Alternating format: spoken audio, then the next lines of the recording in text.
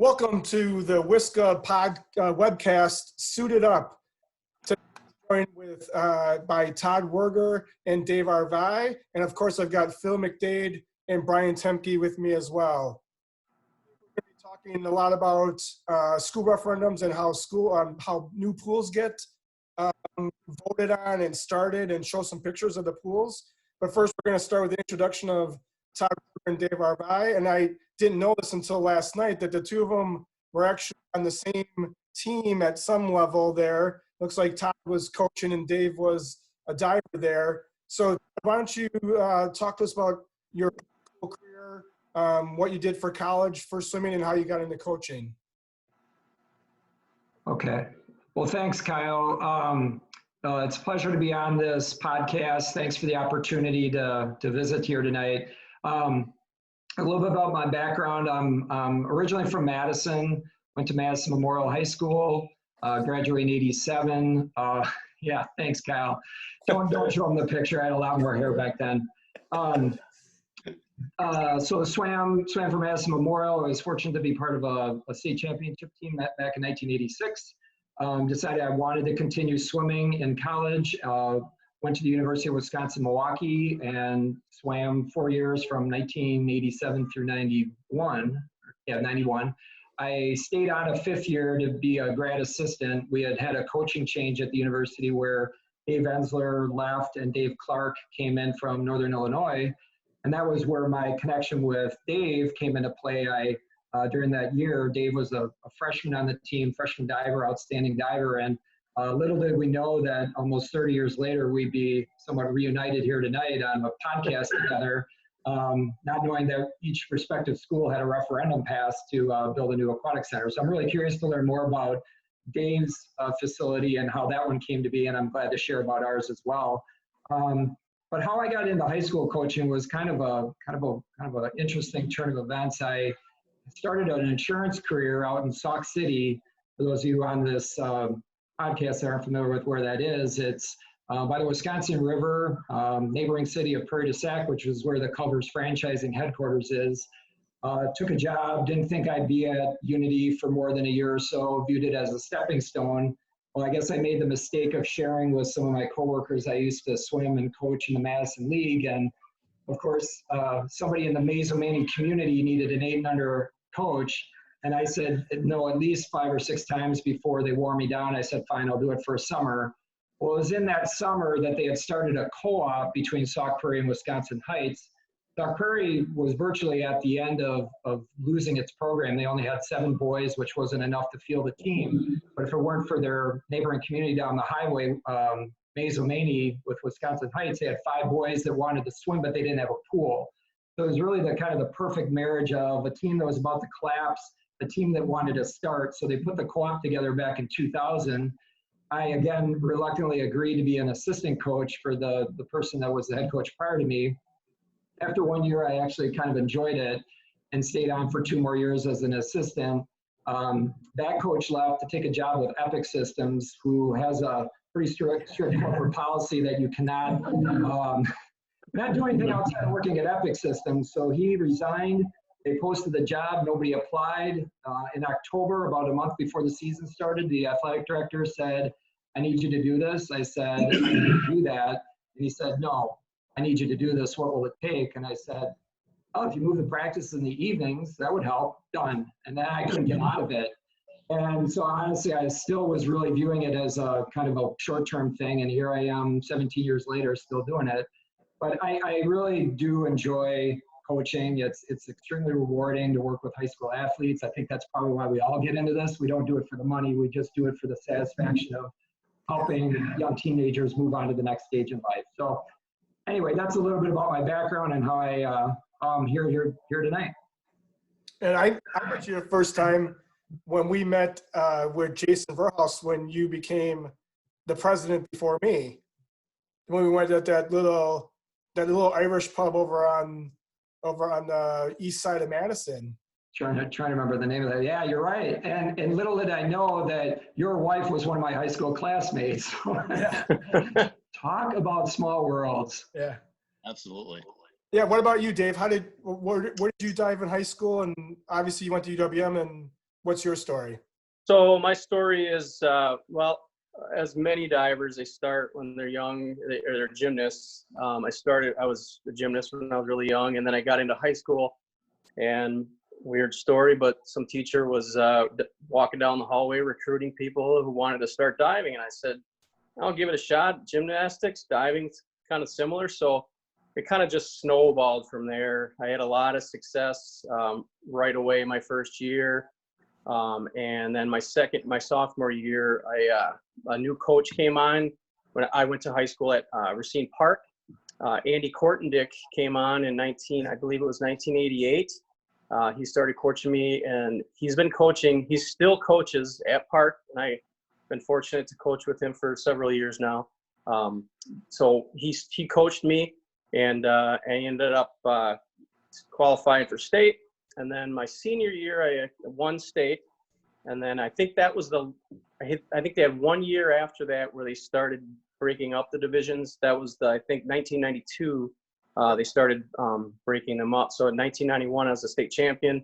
I went on to UWM on scholarship there, and made a lot of connections, of course, with Todd there. He was kind of an intimidating guy back then, so I didn't I still stayed am. away. So once I got to UWM, I had an awesome coach, Gary Cox, who's been coaching for many years and did an outstanding job coaching me there. Very, very great guy, very big time mentor for me over the years. I appreciate everything he's done over the years for me. Was very successful at UWM. And then I graduated from UWM in 1996, and diving was pretty much over after that. And for a few years, I was out of it. It's one of those goals. I wanted to be a police officer, so I ended up getting hired as a police officer in 1999. And then I was hired, I was a different department, but then I was hired in the city of Racine as an officer in 2001.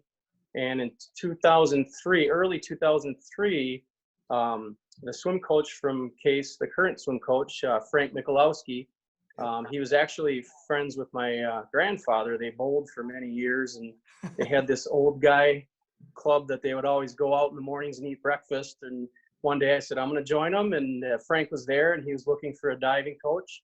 And I said, well, I've got a lot of experience. I don't have a lot of experience coaching, but I said, I'll give it a shot. So the rest was history from there. Started coaching for Case, and with Frank, and Frank and I still coach together. We have an awesome relationship. Had quite a bit of success over the years, and kind of built our program up really nice. And then a lot of you see what we've done in the last few years with some very talented girls that I've had. I coached just the girls season. I did the boys season just for 1 year, and that's when my children were very young, back in 2003. And my wife kind of gave me this is a long season. So when it starts in August and goes till March, it's too long. So I said, all right, I had a really talented diver early on. I said, I got to get this girl through. So I'm going to stick with the girls season. And then that's where I'm at. So, and I appreciate you guys inviting me here. This is awesome. It's good to see Todd. So Good to see you. Thanks for having me. So that's kind of my nutshell. I'm still a police officer with the city of Racine. I'm a canine handler. I've been with the department again since 2001. I've been a canine handler since 2012. My dog Titan is actually going to be retiring this July, and hopefully, if things go well, I'm going to continue as a canine handler with another dog after him. And that's my story. So one of the cool things that occurs throughout Wisconsin is when schools authorize and are able to pass referendums that include pool projects. And we'll talk a little bit about the reason that pools maybe are now centerpieces of referendums. But I want to talk to each of you about the genesis of your referendums and how they came about. Dave, maybe talk to you first, because the Racine referendum was ginormous, as they say. A really substantial investment by the Racine community that passed, I think, after the recount by 4 votes, I think it was. Yes. Tell us a little bit about how the referendum came about. Case has not had a pool for 2 seasons or so, that they simply closed it down for health and safety reasons. Tell us a little bit about how this all came about. So the way it works is that pool opened up in 1967 when the school originally opened up. So over the years, the district, they did a great job trying to keep the pool operating. But as you guys all know, over time, with all the chemicals and all that, it just starts to wear down pools. So the district did it as best as it could to keep that pool going, and they did a heck of a job. They typically had it ready for us in the beginning of our seasons, but it got to the point where it just, for safety reasons, they had to shut it down. So they closed the pool in 2018, and the plan was that they were going to replace that earlier than that, I believe, but there were some issues with they were just trying to get this thing continue with this pool, but eventually it got to the point where it couldn't for safety reasons. So they moved us over to Park. So a little bit of a logistics issue there. Believe it or not, this referendum, it is huge, Phil. It was a $1 billion referendum, and it did pass by a very slim margin. So there's some things that are going on still with some appeals and things. But this referendum actually doesn't have anything to do with the pool. The pool's actually from money from I believe it was a few years ago, 2014, there was a referendum. So that's kind of where this went. So luckily we've been able to get this thing going early before this whole referendum came about. This started literally back in 2018 when it closed. They realized the talent we have in this area and the need for this pool. So they really started working, I would say, spring of 19, they started the ball started rolling to get this thing going. And I'll be talking about it, but corners have not been cut that I've seen. So I'm very impressed with it. So this referendum that they have now, again, it doesn't have anything to do with it. So we're safe as far as that goes. We don't have to wait for all, all the litigation and all that to happen. So, it's moving forward, and I cannot tell you how elated I am about this whole situation. And a quick follow-up, you've got, I believe, 3 public Racine high school swim programs. You've got Horlick, Park, and Case, where you're based at. Will this be a pool for all 3 communities? It's going to be located, I think, on the Case campus, if I'm not mistaken. Yes, that is right. It is going to be at Case. It's on the Case grounds. Case pool obviously had to be shut down, so they have the space out there. I don't know if you've ever been to our school, but there's a lot of property. I believe within the last couple of years they purchased. There's a farm that's to the west of the school, and that's where this facility is going to go. It's going to be a standalone facility, and there's tons of space out there. But as far as the other 2, well, with Park and with Horlick, there's gonna be some things that they're gonna have to work through with logistics on getting kids and practice times. But I'll talk about the size of this pool. It's sure. Yep. It's very large, so they're getting them to that pool for practices is going to be some logistic issues that we'll have to work through. But I'm confident we will be able to take care of that. Gotcha. So Todd, one of my favorite moments regarding your pool, and I'll just be upfront, Todd has asked me to be the announcer at his Sauk Prairie invite for the guys' side for a couple of years now, was when Kyle's team walked in, and Kyle walked in and said, "Boy, this is like Hoosiers," and that it's a really classic old pool. It's like got tile all over the place and 6 lanes, and it's kind of dark, and your bleachers date from, I think, the last century sometime. I mean, you walk in there and you walk into a classic old pool, basically, that served you well. Tell us about what the debate was in the Sauk Prairie community about, a program that's, a pool that's really served a program well. You guys have had a run of really successful teams, both on the guys and girls side. but how did it come about that the community decided we needed to just have something more modern and bigger?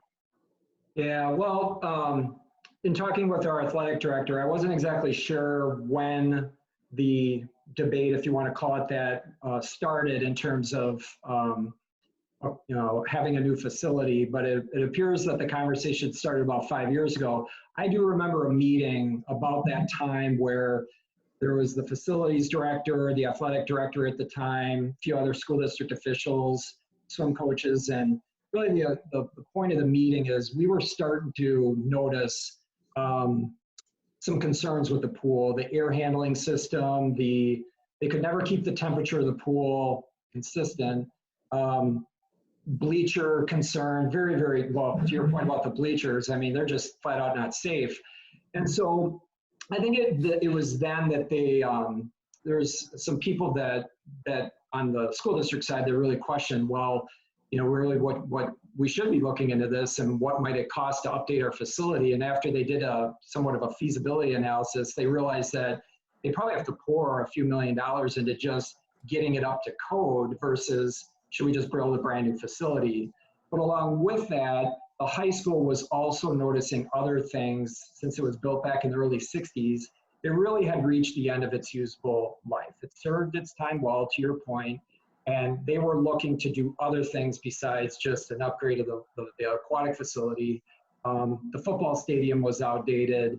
There were pipes breaking. There were just a lot of things they needed to do, not to mention that in the district, there's a charter school that has tripled in growth based on their enrollment, and they were having to borrow space next door at a church just to accommodate their students. So it was multifaceted in terms of putting together a referendum package that included upgrade of all the athletic facilities, building more fields, building or adding on to the charter school, building onto the performing arts center. So in the end, the referendum was a $65 million referendum, which is peanuts compared to Dave's referendum down there. The athletic portion of it, relatively speaking, was not really half. So a lot of perception this was an athletic referendum, but at the end, it was really kind of the modernization of the high school and really upgrading everything in the school district community. And I think they were also looking at how Sauk Prairie has really grown, probably not as much as it could grow. Its proximity to Madison is only 20 minutes. They expanded the highway back in the early 2000s to 4-lane. It's a very easy trip. It's become a bedroom community. So I think they're trying to position themselves with these upgrades that it will become a destination where more and more people will move out that way.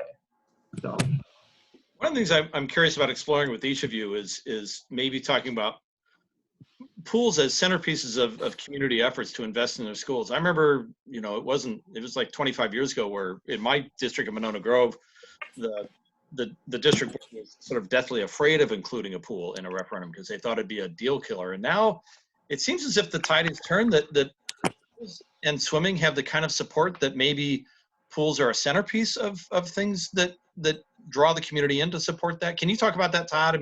And Dave, we can talk about that with Racine as well. It seemed as if the pool was kind of like, yeah, this is a thing that we should have, and this is a way to attract voters to it. Yeah, no, I appreciate you bringing that up. In the fall, so last fall, they conducted a survey to poll people in the communities as to what was important to them. And it's interesting, the pool was the #1 rated thing of interest to the community. Now, why?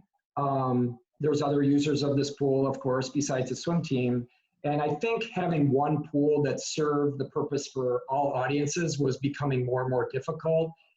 So in this new facility, in addition to the competition pool, there's going to be a warm water pool so that they can conduct both swim practices and have a toddler session or a warm water therapy class for seniors, So I think it's going to go beyond what the scope of this current facility is. So I think given that many people come into contact with this pool, there were many people that wanted it to fit into their lifestyle. So I think that was a big part.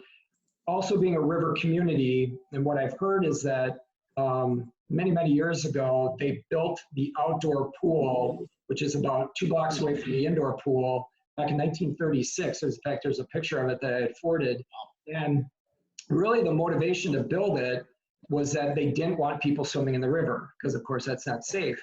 So part of going into this referendum is they were going to get rid of the outdoor pool and just put all their time and energy and resources into the indoor pool.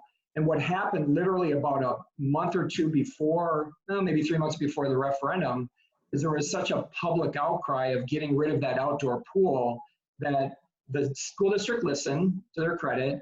And again, knowing that we're not that far from the river, and how that outdoor pool is really, really important, part of the referendum included an update to the outdoor pool as well. We're thrilled to be, because we have a summer league team that uses that pool a lot. So yeah, the vote in the end was a 60-40 on this referendum. So honestly, it really wasn't close. I think there was a lot of people that supported that pool. Dave, did you sense that the Racine community was kind of rallying around the notion that we need to continue to provide swimming and diving opportunities for kids in the community? Yeah, timing on this, the decision to make to start the ball rolling basically with our pool was an unfortunate one though, but because during that time we had several drownings during one of the summers, and we were next to a lake, and we had quite a few drownings during that summer, and people quickly realized we need to get pools, to get people in pools in the schools so they can learn to swim, so we don't have this. A personal incident that occurred with me while at work got sent to a gentleman, or it was about a 17-year-old. He was in one of our ponds, Quarry Lake Park, and he ended up he couldn't swim. I mean, he went down out a little too far. We brought him in. I did CPR on this kid, and thank God he was brought back. And that was a great success story. And I actually used that story with our board when we were talking, when the pools were really deep in conversation. That was one of the things that I brought up, is the need for pools in Racine, the need for this pool in particular in Racine. We need these kids that need to learn how to swim at a young age was important. So I think that helped. I'm hoping that helped. But the timing on this whole thing kind of evolved from that, I believe that summer, that 2018 summer, where we had all these near drowning or drownings. So it kind of pushed things along. SC Johnson built an outdoor pool in our city. And this one is the next large facility in our city, which is you as well as anybody else know is much needed to get these kids in there at a young age, get them in the high schools learning to swim, so we don't have all these drownings. Sure. So Dave, maybe walk us through some of the amenities of what this pool is going to be. I've seen some drawings and some schematics, and it's going to be. I can bring those up. Yeah, it's going to be one of the more impressive facilities in the entire state. I mean, it's rival something you'd see on a night. So I can while he's working on that, I can talk you through on some of the things. I did put down a list of all the things that are coming with this facility. It is going to for now, and again, a lot of this stuff is still in the works, and with because they're still in the bid process, so we have. There's nothing set in stone, but this is the stuff that as of right now that they're looking at putting in. It's going to be a 10-lane pool. It'll be a stretch 25, which means you'll have your separate well. It's going to have a movable bulkhead.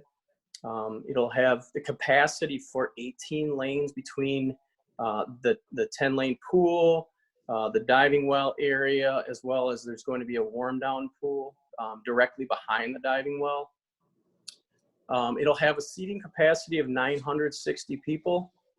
It'll have seating on both sides, which I'm totally elated for, because with you know, it's going to put the crowd right in the mix of this, you know, where they're not set back so much, or it's a smaller area. Don't let the architects cut the seating. What's that? Don't let the architects cut the seating. Yeah, that was actually something they originally had it at 600, and wow. Yeah, it was originally 600, and then they bumped it to, with some changes, the architect was able to move it to 960. Wow. And the seating on both sides, I think, is great for my aspects, is for the diving portion, because and I'll explain in a second, but to be able to see both sides is going to be very important. It'll have, looks like 261 parking spaces outside with room for expansion, because they're looking at they may expand to the north as well, so there'll be more, because it's near our football field. So if you've got, you know, football games going on, they'll be able to, if they have large crowds there, they'll be able to utilize that parking lot as well. The starting blocks, and I know all you swim coaches out there, you love wedges. So from day one, I just hammered it to them that it's very important to have the starting wedges on these blocks, because most of the new facilities do have the starting wedges. So I pushed that, and I'm not a swim guy, but I know that that's important. So I pushed that. There's going to be, they call it a large party room, but it's nice to have. It'll be a nice coaches room for large meets. They will have 2 1-meter and 2 3-meter diving boards, which was obviously, for my purposes, was huge. My overall plan is, if this is done right and done this way, is to start a club down in our neck of the woods. We don't have that. The closest thing we have right now is Schrader for a club. So my plan will be to start a diving club down in Racine here. It'll have, look, right now they're still working on, I'm hoping that they do this, but I really would like concrete stands for these. And I'm trying to explain to them, the district and the architects, that this is important to have the concrete stands for longevity, because those, obviously, they break down. The regular stands break down over the years. So we want to have those concrete stands in there. The diving well is going to be 14 feet long, or 14 feet deep.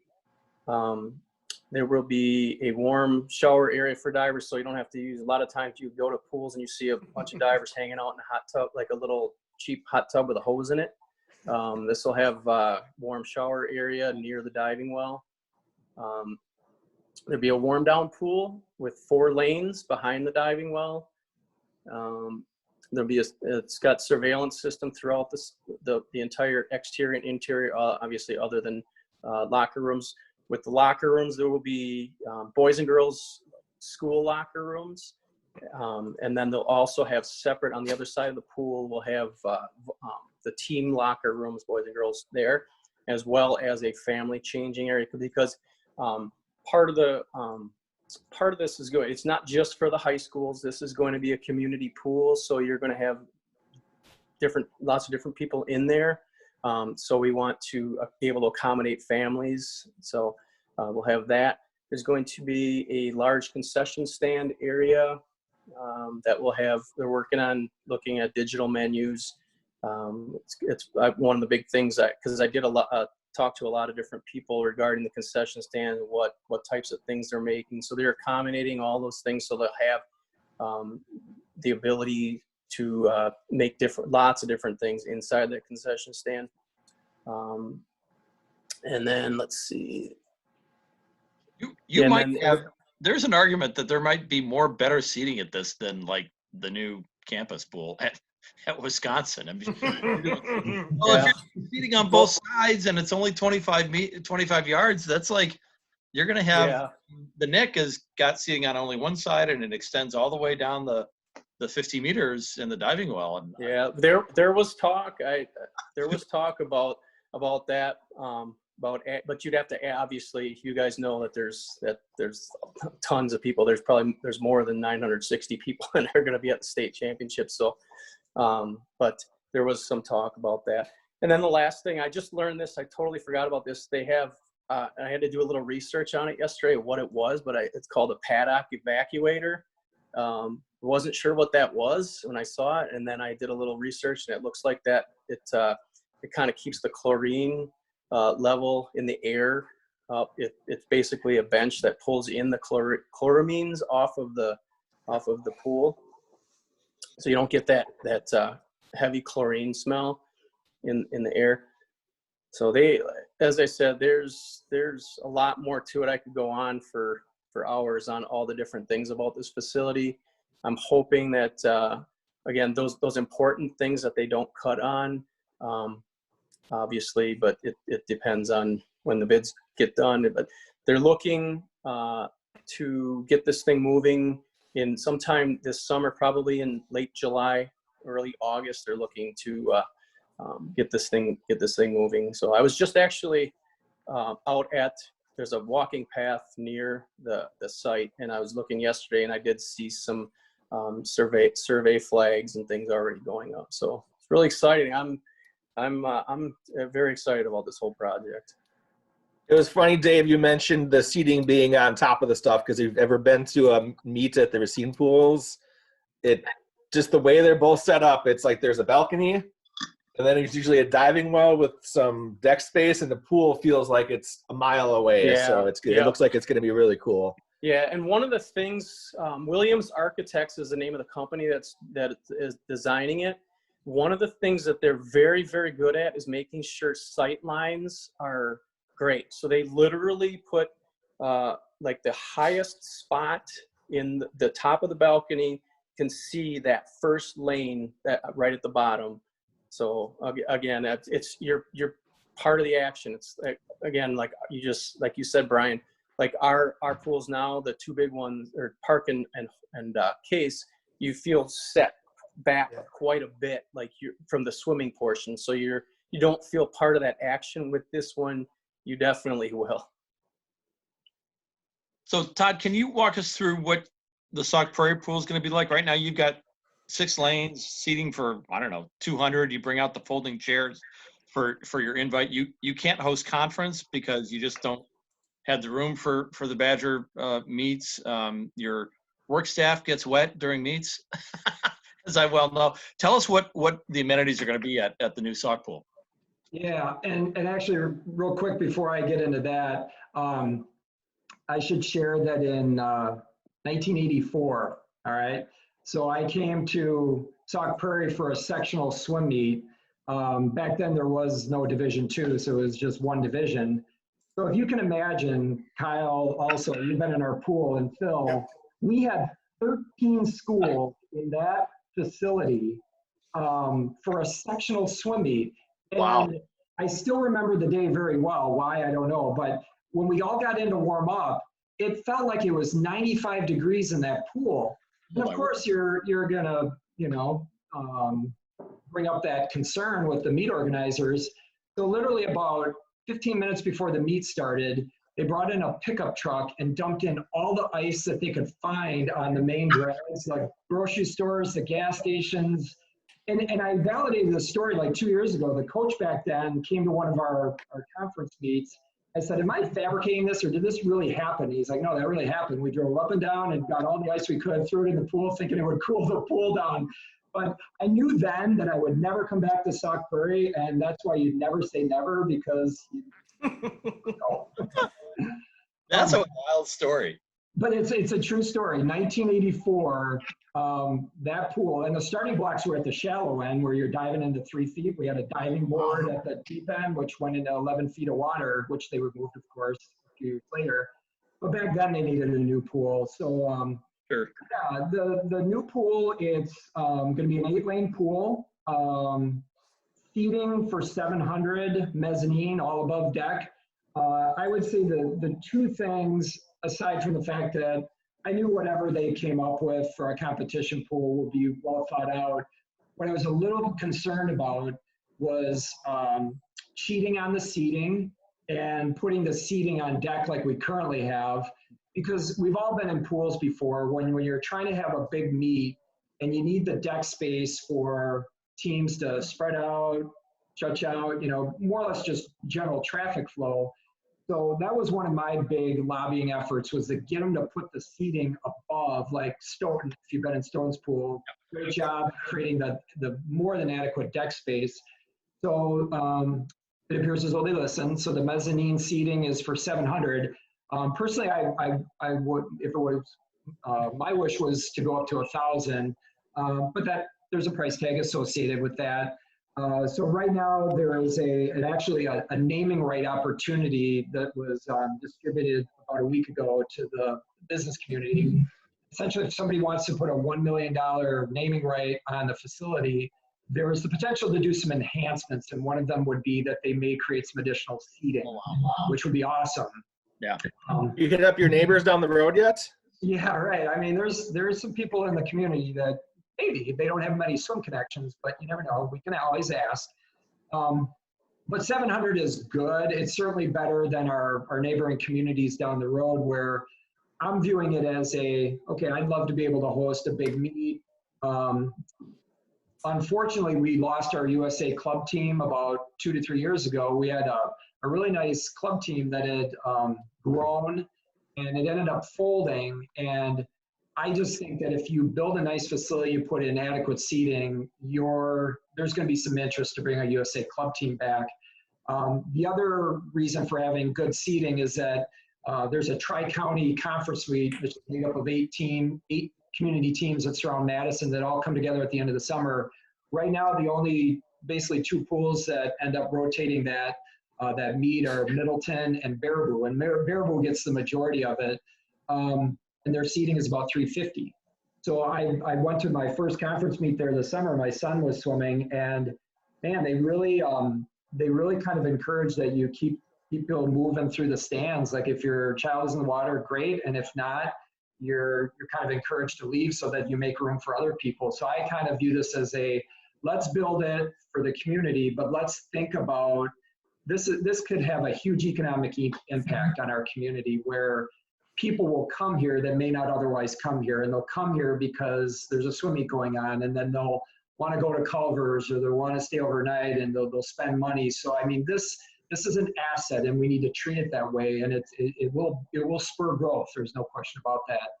But aside of that, it will have a diving board. So Dave, if you want to venture north, we'll take you on. Coach our diving team, which we lost a few years ago because we had to remove the board. Similar to what Dave described with his facility, we'll have separate boys and girls team locker rooms.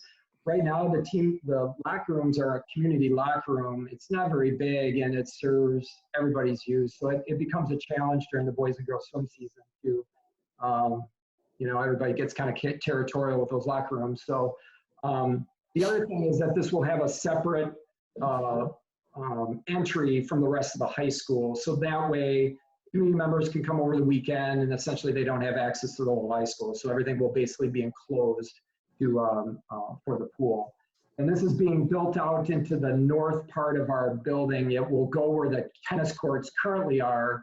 And again, there's going to be a shift with some of the other facilities where the stadium is going to move south, and that will create the space for parking and basically these new facilities that we built. In addition to the competition pool, which you see on your screen, the warm water pool, which I mentioned earlier, will basically become a 4-lane pool.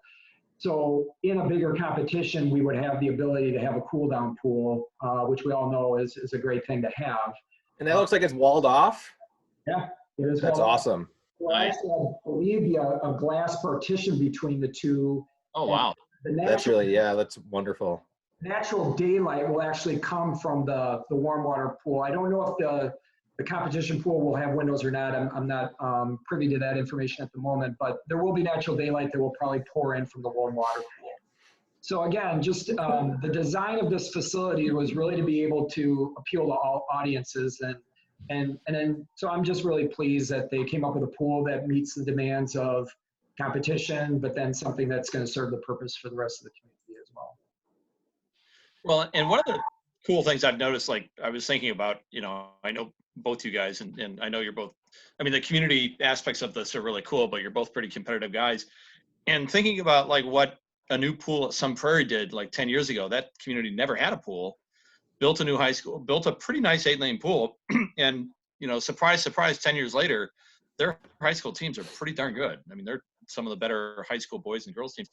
Do you see this as a way of just encouraging more participation in the schools, swim and dive programs, and building the kind of programs that I know you guys want to be a part of? Dave, you want to go first? Sure. Yeah, absolutely. We have a swim program here in Racine, which is Southeast Aquatics. It's a U.S. swimming club. I believe they're associated with our YMCA.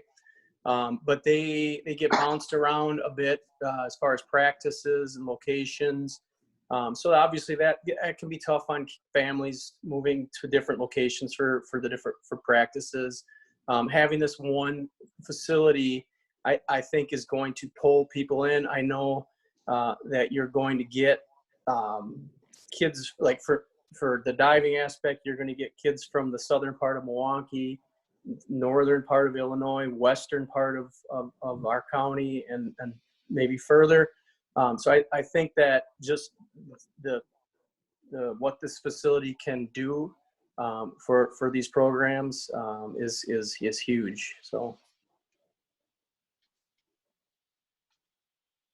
for Sauk Prairie, absolutely, it will spur interest in the sport.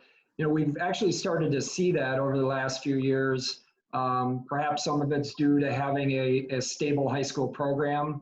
When I think back 20 years ago, when we almost lost the team, and we had some bumpy years in there. There was one year, a couple years after that. Even with the co-op, the two schools, we only had 10 boys on the team, and that wasn't enough by school district standards to have a bus to take us to away meets. So we had 2 district vans. I drove one. My assistant coach drove the other, and that's how we got around to all of our meets. And so this past year, I fast forward ahead a little bit, we had 29 boys on the team. And I don't know, it's probably coming for a variety of reasons. I can't help but think that maybe part of it's due to the success of the program. Maybe it's just the stability of knowing that it's the same coaches that have been here for a while. Who knows? But we're definitely seeing a growth in the sport. Our summer league team this past summer had the largest by number that they've ever had. So perhaps that's due to growth, and there's interest. So I think the timing of this pool couldn't be any better because, again, you're seeing growth in the sport, and we want to continue to encourage and inspire that growth in our sport. And Todd, is your brother getting a new pool too? Oh. Well, yeah, and of course, and he has to get his first. Yeah, so no, brother Bill, we've always had this little family rivalry, and at the time it probably was the largest school referendum passed, I think, in state history, wasn't it? 176 million or whatever it was. But not only do they get one pool, they're getting 2 pools in Verona, and I think I don't know, you guys probably know better. I think they're set to open. Is it this summer? It's soon. Yeah, I drove past it the other day. It's ready. It's ready. Yeah, I know we scheduled a non-conference duel with them, so we'll be at Verona this season with the boys, assuming that we have a season. So yeah, looking forward to swimming in Brother Bill's new pool. Well, and we talked a little bit when we talked with Tom Shafransky a couple of weeks ago. He talked about how, the state went through like a 10-year period where really there weren't hardly any new pools being built for a variety of reasons, and now, we've seen Bullock Memorial come on board with a nice new pool. Ashwaubenon's got a nice new pool. Verona, Racine, Germantown. Yep, Germantown. Muskego. Yep. We always, the brain trust here, always likes to think about potential sectional sites. Do you guys see yourselves as conference and sectional sites down the road? Tom kind of talked about how he'd like to see more sectional sites of pools that are really quality pools for hosting sectionals, and these two seem like they'd be naturals. Yeah. Yes, I think that just from what I've seen, the big thing with Todd's pool and our pool is that warm down pool. I hear it from coaches in our area all the time. It's very important to have that warm down pool between events. I think that's going to be the big part. A lot of times we go to the Rexplex down in Kenosha for our sectional meet. Great pool, but other than that, there's not the you know, those ones with that size, and to have a pool such as ours that's coming and Todd's that are coming, those are definitely going to be. Yeah, cool. Dave, I don't see your conference going anywhere else but that new pool once it's built. Yeah. Oh no, the conference, absolutely not. I mean, and I could see that being, I mean, it's a better sectional site than probably any other sites. It seems like a lot of times you guys are going to Carthage or you're going to the Recplex, and those are the two. You've got that in house. I mean, that's going to be outstanding. Yeah, I see that being used quite a bit, not only for WIA, but U.S. swimming. I can only imagine how often they'll get used for U.S. swimming meets as well. And for Sauk Prairie, most definitely we're interested in hosting conference and sectional.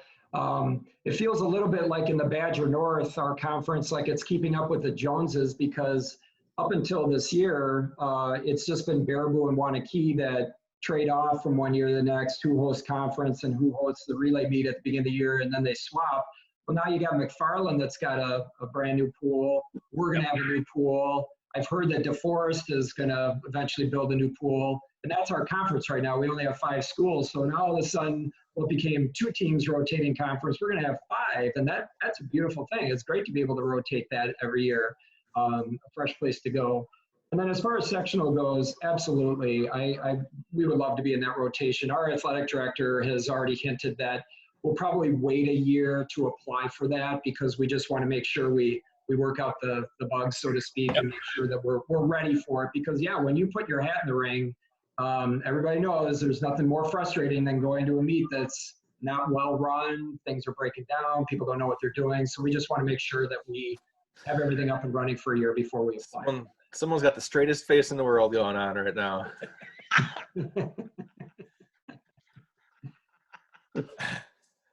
Talk about being a diplomat. Yes. El Presidente being a diplomat. Yes.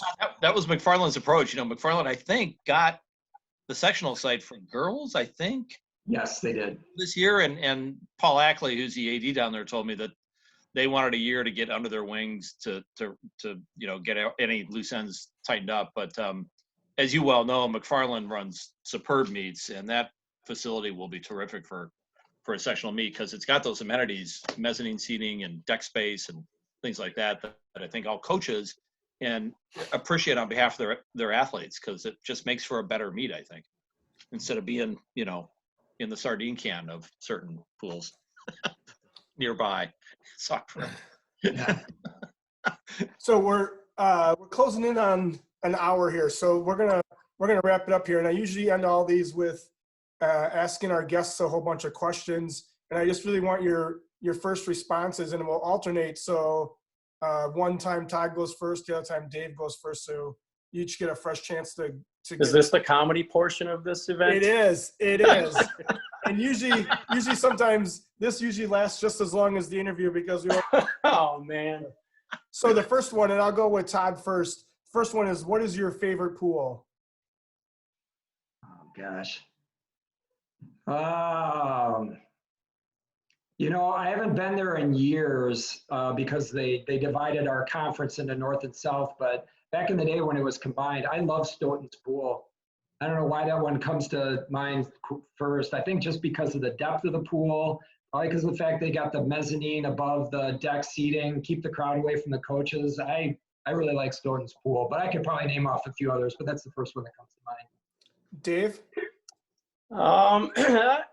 Well, I believe it or not, I have to say, because of the excitement and the electricity of it, it's the Nat. Sorry, I got to go with the Nat. But close second is probably Greenfield for me over the years. My girls seem to have always done well in that pool. It's the way it's set up. It seems things are right there. You're right there with it. It's very bright. That's one thing about our pool is it's going to be quite bright. I'm hoping for my aspect, the glare of the sun. That was my little bit of my issue is with the amount of windows that they have. But but the Nat, that does it for me. Just the electricity, I think, of that. So. Well then, Dave, you go first in this one. What is your favorite event? I'd probably say you can say diving if you can 50 free. Of course. Down and back, man. Fastest in the pool, right? Todd? No. I'm going to say diving. True story. Dave will appreciate this one. I think it was just a year before Dave became a freshman. I was a senior. We had a dual meet up at Eau Claire, and our coach had scored the meet in advance and knew it would be close. And one of our divers got injured, and he found out that I used to do diving in the Madison League. So he said, "Hey, I need you to score a mercy's point. You can fish dead last and still get a point. So I need you to dive." And I did the required 6, and it was ugly, but I got us the point. And so, yeah, I love diving every chance I get. Was that Copine? No, that was Ensler. Oh, that was Ensler. Okay. College. That was Dave Ensler. Oh, okay. Yeah. Gotcha. Nice. A Thanks, close Todd. second would be the 400 IM. My 7-year-old is right behind me here. He's the next future swimmer here. So Todd, you're first on this one. Favorite race you've ever watched in person? And Dave, yours will be favorite dive competition you've ever seen. I think my favorite recent was this guy, my 7-year-old. So last summer, he went from a non-swimmer in March to finishing 4th in the conference in the 25 back in July. And only 3 8-year-olds beat him, and he was 6 at the time. So that was my most inspiring swim right there. And he's going to have a hard choice, right? I mean, this is going to be because he's a hockey player, right? Yeah, I know. We're trying to get it out of his system before it really comes.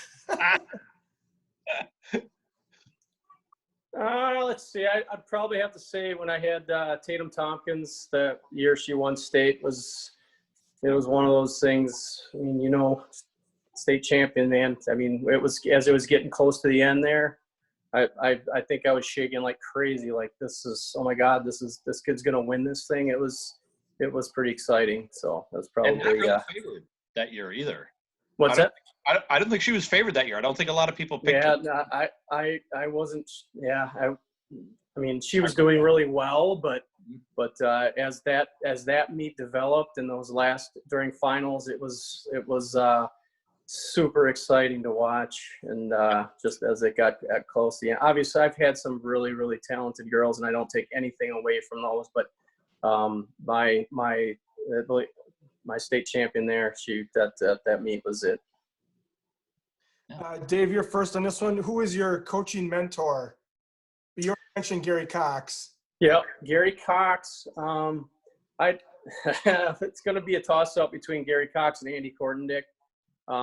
Andy was what got me really, really going in this sport and kept me motivated. And then basically literally handed it off to Gary. I got a tie there. I gotta call it a tie, Kyle. Sorry, buddy. It's okay. Todd, your coaching mentor? Well, I really have 2, but I would probably say Gary Copine. I just learned so much from him. I mean, for somebody that never swam competitively, but learned how to swim coach, and just all the things he taught over those 4 years. The way I coach is very much a product of Gary Copine, and then I would say my club coach for many years, Dave Dollar. Dave Dollar knew how to make it fun. Copine just drilled you into the ground every day. So I think I try to use both strategies a little bit when I coach. I took a lot away from both of those guys. Todd, you're first. One thing that you would change about high school swimming? Well, at the moment, I'd love to see a 3rd division. Again, just in the spirit of trying to grow this sport. And I think the state is ready for it. I really do believe that they should take that leap of faith like they did a few years ago with creating a 2nd division. And I know at first there was a big difference, but that gap has closed over the years. And I think that was a really good decision to grow the sport. I'd love to see them create a 3rd division. Dave, think you change about high school diving? I would like to see the combination of where the 2 events. I know you guys. I think you were talking to somebody recently regarding where you have the 2 events going on simultaneously, where you have that crowd. And I know the Nick it can do that. I would like to see that where you have the swimming and diving at the same time, because it just adds to that electricity, I guess. I know with divers, some of them like it quiet, but I mean, when you get into those bigger meets, it's going to be loud anyways, and it's always a steady loud. It's not like somebody just drop something on the floor. So I think that combining the two at the same time would be really, really neat. And I think that with this new facility you guys are at the Nick, I think that can happen. I mean, just looking at the setup there, I'd like to see that happen. And your conference already does that pretty well. They're pretty unique that at the relay meets, they put the diving right in the middle of the events. I think it's kind of a fun little different way to do it. Where and I don't think that my divers kind of like that, because sometimes, you know, not all of them want that attention. Everybody in the entire building's looking directly at them. You know, when you have like you're saying, Brian, you have that like we do with our JV invite at the end. It's loud in there. It's so loud. But the kids they know it's loud. They understand that, and I think that would be a nice thing for the state championships. Dave, your go-to catchphrase when you're on deck? Oh my gosh. Let's go. While they're sitting around fake stretching sometimes, you hear me on the deck yelling, "Let's go." Because I'm always a time cruncher. I'm very regimented on my practices. I want certain things done at certain times. And when I look over, if I see one of my divers just kind of like doing the old fake stretch and jaw jacking with somebody, you'll hear me on the deck yell, "Let's go." And it's not like motivating them on a dive. It's to get them on the board. Okay, Todd, same question. Well, it probably doesn't happen every day, but whenever we do stress sets, or some people might refer to them as lactates, I sing a little song, which I had borrowed from Gary Copine when I was a swimmer, and it went like this. Went STRESS, that's the way we spell success. And then I yell out, "Eagles, go!" And it's gotten to a point where every year the teams expect me to sing that song at the beginning of a stress set. In fact, the girls make me repeat it several times during the stress set. They just like me to hear me sing. So that's my go-to for both teams. That's awesome. And then the last one is one swimming person, living or dead, that you meet. Can you repeat that, Kyle? I'm sorry, I didn't. One swimming person, living or deceased, that you wish you could meet. Dave, I'll let you go first. Oh man, I had a diver that went to a camp and saw David Bodaya dive, and I would love to just meet him and talk to him and see what the heck he's got, what he eats, what does he do. It's just amazing watching what he has done. So I would definitely like to meet him and talk to him a little bit and see how he does what he does. I got to see him He's once, amazing, and it was pretty impressive. Yeah, he was pretty impressive. He's on another level, that's for sure. Yep. Okay, Todd. All right. I'm going to go with Mark Spitz, mainly because I, started my swimming career in the 70s, back when he was like the guy. And on my wall, you won't be able to see it from here, there's a picture that my brother had gotten. He actually came to the work site where my brother works and was signing autographs, and here I've got a photo. But what's interesting is I think it's a photo taken from one of his Olympic swims. He's got a full head of hair, he's got a mustache. I used to talk to him and say, "How in the heck did you win all those gold medals with a full head of hair and a mustache? Did you even shave down? He's not wearing goggles." How did that happen?